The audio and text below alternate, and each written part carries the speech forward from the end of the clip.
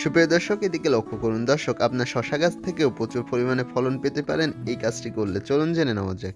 শুরুতে আমাদের সবার বাড়িতে মাছ নিয়ে আসা হয়, আর এই মাছ কেটে যে রক্ত বের হয় এগুলো আমরা ফেলে দিই। এগুলোকে আমরা ফেলে না দিয়ে এগুলোকে গাছে দিতে পারি। আর এই মাছের রক্তে থাকে প্রচুর পরিমাণে পটাশিয়াম, নাইট্রোজেন এবং জৈব উপাদানসমূহ।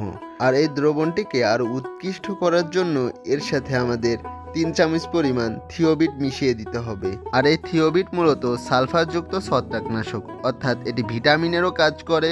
এটি মূলত গাছের ক্লোরোফিলের অভাব হলে এটি পূরণ করে থাকে। এবার এটি এভাবে ভালোভাবে গুলিয়ে নিয়ে প্রত্যেকটি গাছে দেওয়ার পূর্বে গাছের গোড়ার মাটি এভাবে আলগা করে নিতে হবে। আলগা করে নিয়ে এবার এটি প্রত্যেকটি গাছে ভালোভাবে এভাবে দিয়ে দিতে হবে। দিয়ে দিলে কি হবে, গাছ অতি দ্রুত বৃদ্ধি পাবে, পাশাপাশি গাছে অতি দ্রুত ফুল আসতে শুরু করবে এবং গাছ থেকে অতি দ্রুত ফলন পাওয়া যাবে। ধন্যবাদ সবাইকে।